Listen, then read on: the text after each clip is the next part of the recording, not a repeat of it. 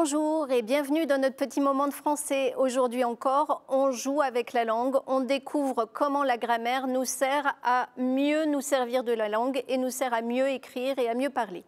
Aujourd'hui, on va parler du présent. Hier, vous vous rappelez, on a essayé de comprendre comment fonctionnait la conjugaison en général et aujourd'hui, on rentre dans le détail d'un temps. Le temps présent, c'est celui que vous utilisez le plus souvent quand vous parlez. C'est le premier que vous apprenez à écrire quand vous êtes au CP et que vous allez utiliser tout au long de votre vie. Il n'est pas si facile, mais vous allez voir que je vais vous donner quelques trucs pour le rendre encore plus facile à utiliser.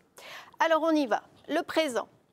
Aujourd'hui, je vous propose de travailler sur des textes du conte Jack et le haricot magique. Vous le connaissez, vous vous rappelez ce petit garçon qui plante des graines de haricots et qui monte dans les nuages dans le château de l'ogre? Allez, c'est parti. Donc le garçon s'appelle Jack. Il vit seul avec sa mère depuis plusieurs années. Tous les mardis, il va au marché pour sa mère. Mardi prochain, il doit emmener une vache pour la vendre. On cherche les verbes. Ça, on a fait ça la semaine dernière. Alors, le garçon s'appelle Jack. Le verbe, c'est s'appelle. On peut dire le verbe s'appeler. On peut chercher en disant, vous savez, ne s'appelle pas. Et à ce moment-là, on ferait comme des lunettes si on voulait retrouver où est le verbe entre le ne et le pas. On ne va pas faire ça à chaque phrase, mais vous vous rappelez du truc. Le garçon s'appelle Jack. Il vit seul avec sa mère depuis plusieurs années. Tous les mardis, il va au marché pour sa mère. Mardi prochain, il doit emmener une vache pour la vendre. Ici, on a quatre verbes qui sont au présent. Et pourtant, ce ne sont pas des verbes qui ont tout à fait la même valeur. Souvent, on vous a dit, le présent, c'est ce qui se passe maintenant. Mais le garçon s'appelle Jack, c'est quelque chose qui dure pendant longtemps. Donc, ça n'a pas tout à fait la même valeur que « il vit seul avec sa mère ». Quand le garçon s'appelle Jack, c'est un fait qui se déroule pendant longtemps, dans le présent ou dans la situation présente, mais pendant longtemps. On a la même chose pour une action qui se produit une fois ou de façon régulière, ou jamais. On utiliserait aussi du présent si on parlait de quelque chose qui ne se produit jamais. Tous les mardis, il va au marché pour sa mère. On peut avoir l'expression vraiment de la durée de l'action. Il vit seul avec sa mère depuis 5 ans, donc c'est quelque chose qui dure pendant longtemps. Une action qui se déroulera dans un futur proche, mais qui est déjà décidée, peut aussi être mise au présent, et c'est le cas de la dernière phrase, mardi prochain, il doit emmener une vache au marché.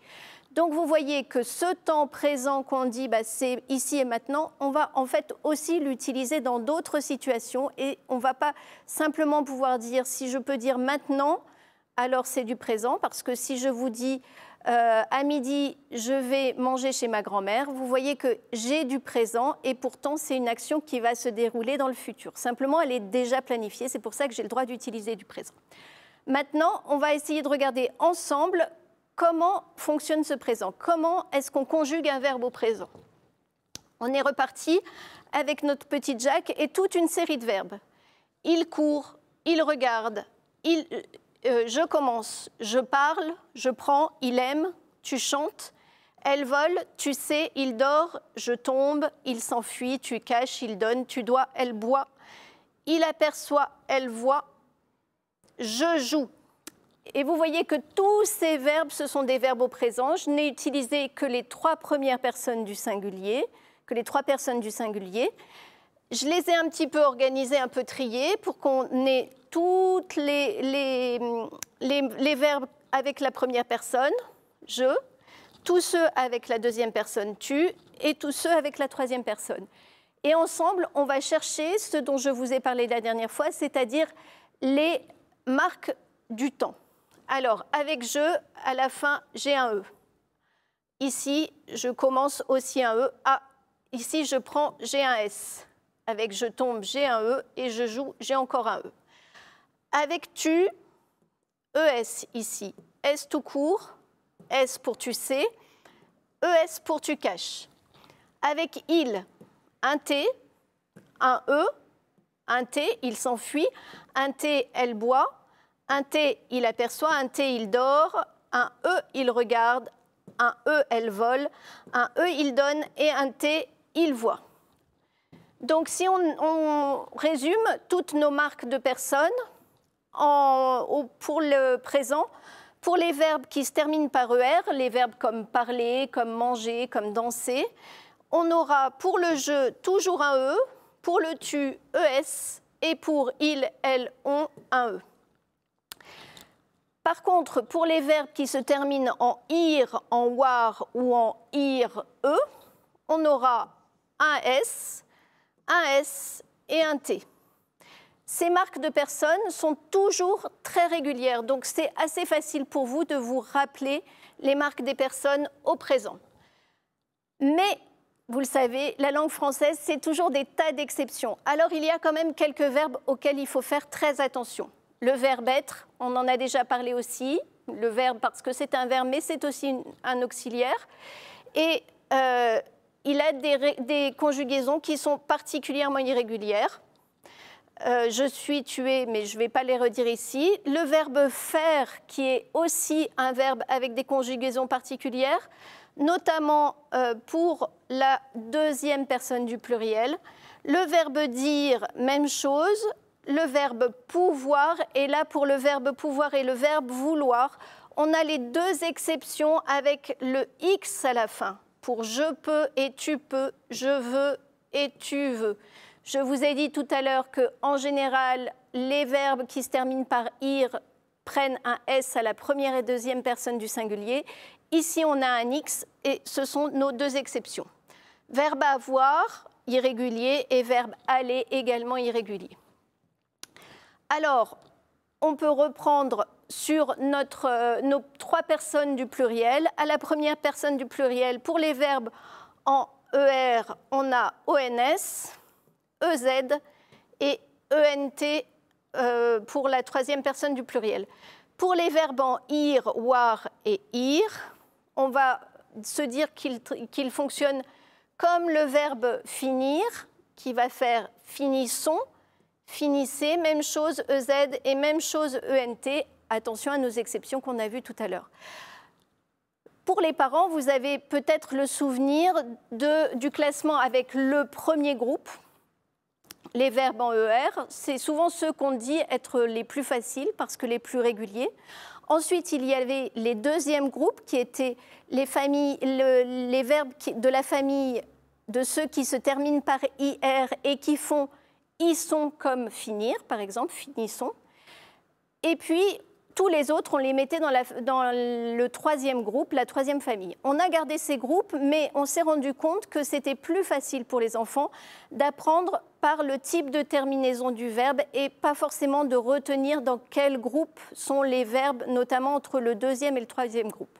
Alors, on va quand même s'intéresser un petit peu plus à nos verbes de la famille du premier groupe, parce que c'est souvent ceux qu'on dit être le plus facile, et du coup, on ne fait plus attention, on sait que c'est ER, et on sait que ça se termine par E, ES, E, ONS, EZ, ENT, et on n'a pas d'autre attention à porter. Eh bien si, parce que dans cette famille avec ER, il y a un certain nombre de verbes auxquels il faut prêter attention.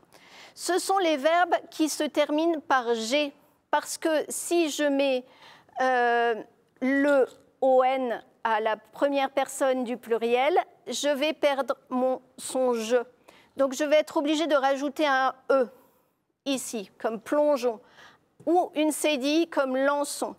Ce sont les verbes avec YER, comme payer, parce que sur les premières personnes du singulier, on va perdre le Y, il va se transformer en I, et ce sera la même chose pour les verbes en YER, comme nettoyer.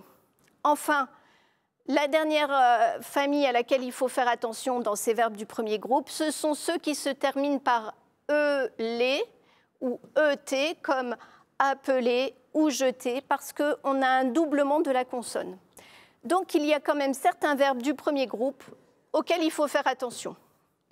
Allez, on regarde quelques verbes et vous me dites si ce sont des verbes auxquels il faut faire attention. Danser.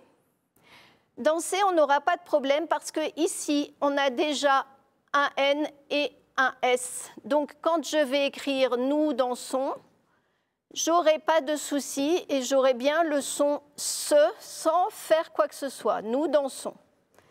Nager. Allez, c'est toujours pour cette première personne du pluriel que nous avons le problème. Nous nageons.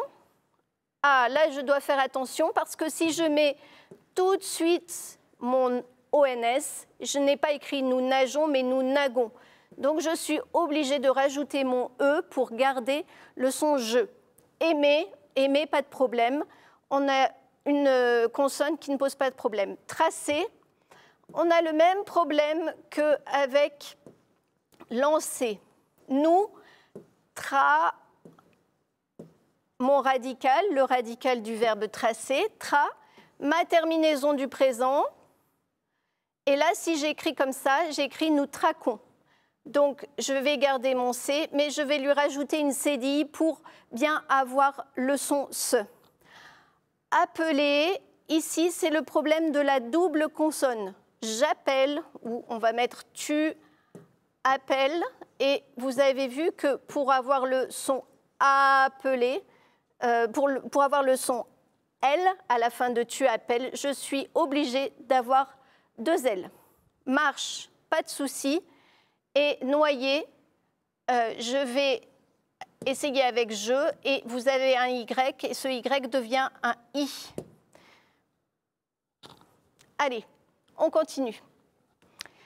Donc vous avez vu que même si le nombre de terminaisons possibles au présent est assez limité, en particulier même si le présent pour les verbes du premier groupe est assez simple, il faut quand même faire très attention quand on écrit un verbe du premier groupe à bien l'orthographier, notamment faire attention aux lettres qu'on a besoin de changer pour garder le même son. Le E qu'on va rajouter pour faire jon, la CDI qu'on va rajouter sur le C pour garder le son se, et puis parfois ces lettres qu'on a besoin de doubler parce que vous savez que pour faire le son est, on peut utiliser deux consonnes.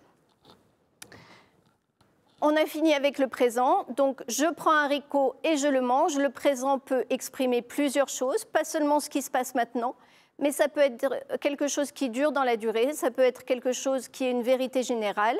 Le nombre de terminaisons possibles, il est assez limité, mais il faut quand même faire très attention parce qu'il y a des verbes, même du premier groupe, qui normalement sont des verbes assez simples, qui vont nous demander de faire attention à bien respecter l'orthographe pour qu'on ait bien les mêmes sons à l'oral et à l'écrit. Voilà, c'est fini pour aujourd'hui avec la conjugaison. Je vous laisse avec Marie qui va vous lire une histoire.